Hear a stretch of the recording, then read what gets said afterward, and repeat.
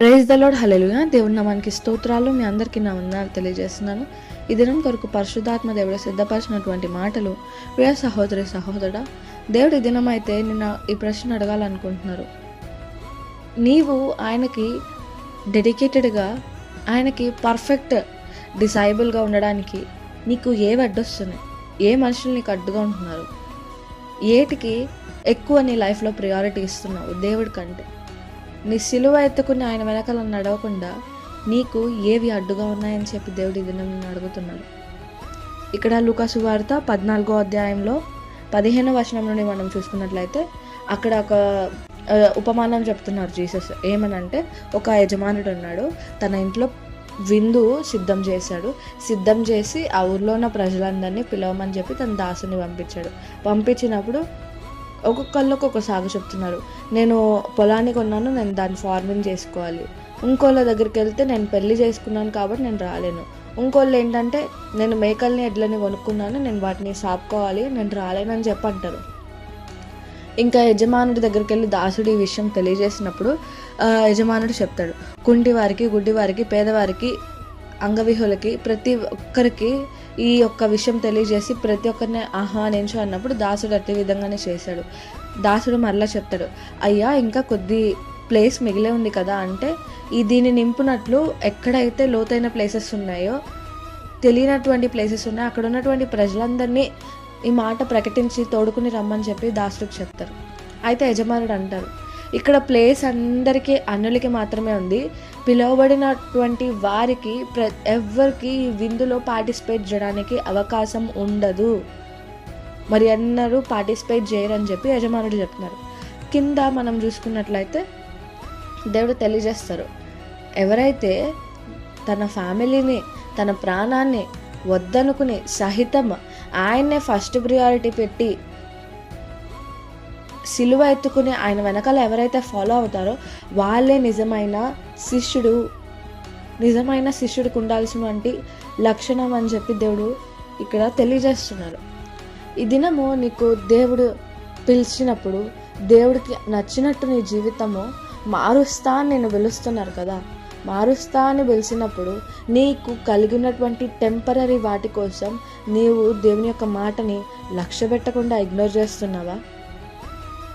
ఒక మనుషుడి కోసము, లేకపోతే నీ యొక్క ఫీలింగ్స్ కానీ నీ యొక్క ఎమోషన్స్ సాటిస్ఫై చేసుకోవడం కోసం నీవు మనుషునికి ప్రియారిటీ ఇస్తున్నావు కానీ దేవుడికి ప్రియారిటీ ఇస్తున్నావా? దేవుడు నిన్ను అంటే ఒక వ్యక్తికి దూరంగా ఉండమన్నారు. ఈ యొక్క కార్యాల వల్ల నీ యొక్క శరీరం అనేది పాపంలోకి వెళ్తుంది. టెంప్టేషన్స్ వచ్చినప్పుడు, టెంప్టేషన్ అనేది పాపం కాదు కానీ టెంప్టేషన్స్ వస్తాయి, బట్ దాని ద్వారా ప్రేరేపింపబడినప్పుడు నీవు అది చేస్తే అది పాపము. అవి వచ్చినప్పుడు నువ్వు నో అని చెప్పి కఠినంగా దాని నుండి తిరిగితే అది కరెక్ట్. నువ్వు ఏం చేస్తున్నావంటే, నీకు ఆ పర్సన్ నీకు ప్రాబ్లంగా ఉన్నారు, నిన్ను సిన్ఫుల్ నేచర్లోకి తీసుకువెళ్తున్నారు అన్నప్పుడు నువ్వు నీ హార్ట్లో వాళ్ళకున్న ప్లేస్ని బట్టి నీవు వాళ్ళకి ప్రియారిటీ ఇస్తున్నావు. ఓకే, వీళ్ళు ఫీల్ అవుతారు కదా, దేవుడిని నేను మళ్ళీ ఫర్గివ్నెస్ అడగచ్చు కదా, దేవుడి సన్నిధి ఎప్పుడు ఉంటుంది కదా, వీళ్ళతో మాట్లాడడం అవకాశం ఇప్పుడు ఉండదు కదా, లేకపోతే మనుషుల్ని సంతోష పెట్టాలి, మనుషులు ఫీల్ అవుతారు, వీళ్ళకి స్ట్రైట్ ఫార్వర్డ్గా ఆన్సర్ చెప్తే నో అవుతారు, దేవుడికి అంటే అర్థం చేసుకుంటారు నేను ఏ సిచ్యువేషన్లో అలా చెప్పానని చెప్పి దేవుడిని లైట్ తీసుకునేటువంటి వ్యక్తిగా ఉంటున్నావా? మనుషుల కోసం దేవుడిని పక్కన పెట్టేటువంటి వ్యక్తిగా ఉంటున్నావా? దేవుడు ఇన్విటేషన్ ఎప్పుడు ఓపెన్గా ఉంది అని చెప్పి నువ్వు ఎప్పుడు కావాలంటే అప్పుడు రావచ్చని నువ్వు అనుకుంటున్నావా? అట్లయితే కాదు. దేవుడు ఇన్విటేషన్ నేను పిలుస్తున్నారంటే దానికి క్లోజింగ్ టైం కూడా ఉంది. ఆ క్లోజింగ్ టైం ఎప్పుడు అనేది ఎవరికి తెలీదు, యేసుప్రభుల వారికి కూడా తెలీదు, తండ్రికి తప్ప. ఇట్లాంటి క్రిటికల్ టైంలో నీవు ఆయనకి డెడికేటెడ్గా, ఆయన చెప్పినట్టు, ఆయన నడిచిన మార్గంలో ఆయన వద్దన్నవి చేయకుండా చేస్తూ ఆయనని ఫాలో అయ్యేటువంటి వ్యక్తిగా ఉండకుండా టెంపరరీ వాటి కోసము, ఓకే వీళ్ళు వెళ్ళిపోతారు, వీళ్ళు ప్రిషియస్, లేకపోతే మనుషుల్ని సాటిస్ఫై చేయాలి, నా బంధువులు, నా స్నేహితులు, నా చెల్లి, నా అన్న, నా అమ్మ, నాన్న అని చెప్పి వాళ్ళని సాటిస్ఫై చేయాలి. నా ప్రాణం ఇప్పుడు పేతురు ఉన్నాడు. పేతురు ఏం చేశాడు? ప్రాణం మీదకి వచ్చేసరికి ఇతడు కూడా యేసుప్రభులు వారి శిష్యుడే అని చెప్పినప్పుడు పేతురు ఏం చేశాడు? అబద్ధం చెప్పాడు. అబద్ధం చెప్పి నేను అసలు ఎరగను, ఆయన ఎవరో నాకు తెలీదు అని చెప్పాడు. అదే రీతిగా నీ ప్రాణం మీదకి వచ్చినప్పుడు నీవు యేసుప్రభుని నాకు తెలియదనేటువంటి వ్యక్తిగా ఉంటున్నావా? నీ యొక్క కుటుంబానికి ఏమైపోతుందా అని చెప్పి భయపడుతూ నీవు సిచ్యువేషన్స్కి లొంగిపోతున్నావా? దేవుడి వైపు స్థిరంగా ఉండకుండా ఆయన నీ కోసం ప్రాణం పెట్టారని నీకు గుర్తులేదా? ఆయన నీ కోసం నీ యొక్క పాపాలను నీకు ఏ అర్హత లేకపోయినా నేను క్షమించారని నీకు గుర్తులేదా?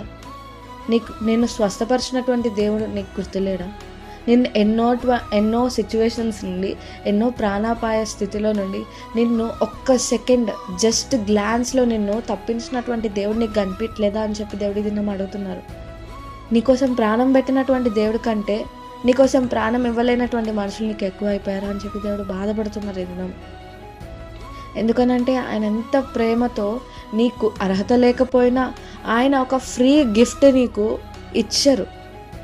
ఫ్రెండ్స్ బర్త్డే పార్టీకి వెళ్తాము, లేకపోతే మనకి ఇష్టమైనటువంటి వ్యక్తులు ఉంటారు. వాళ్ళు ఎంత తప్పు చేసినా కానీ నీకు ఒక గిఫ్ట్, నీకు హార్ట్లో వాళ్ళ మంచితనం బట్టి, వాళ్ళ మీద ఇంప్రెషన్ బట్టి నీకు ఒక గిఫ్ట్ ఇవ్వాలి. ఆ గిఫ్ట్ ఎంత కాస్ట్లీ ఇవ్వాలంటే అంత ప్రీషియస్ది ఇవ్వాలని చెప్పి నీ దగ్గర లేకపోతే నీవు వాళ్ళు ఈ గిఫ్ట్ డిజర్వ్ చేయకపోయినా నువ్వేం చేస్తావు? నాకు ఉంది కదా, నాకు ఇవ్వాలని ఆశ ఉంది కదా, నేను ఇస్తా అని చెప్పిస్తావు. కానీ వాళ్ళు ఏం చేస్తారంటే వాళ్ళు నుండి సేమ్ నువ్వు ఎక్స్పెక్ట్ చేయలేవు. అదే రీతిగా దేవుడు కూడా ఆయన నీ పట్ల ఉన్నటువంటి ప్రేమను బట్టి నీ నుండి ఏమొస్తుందో అని చెప్పి ఎక్స్పెక్ట్ చేయాల.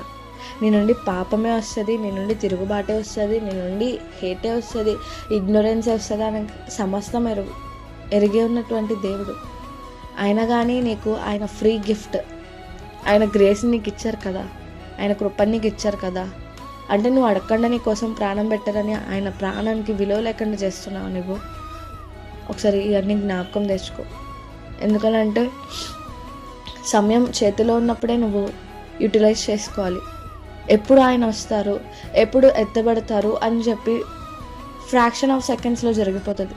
అప్పుడు నువ్వు విడవబడినటువంటి వ్యక్తిగా ఉంటే 7 ఏండ్ల శ్రమకాలంలో నీవు అనుభవించేటువంటి వ్యక్తిగా ఉంటావు.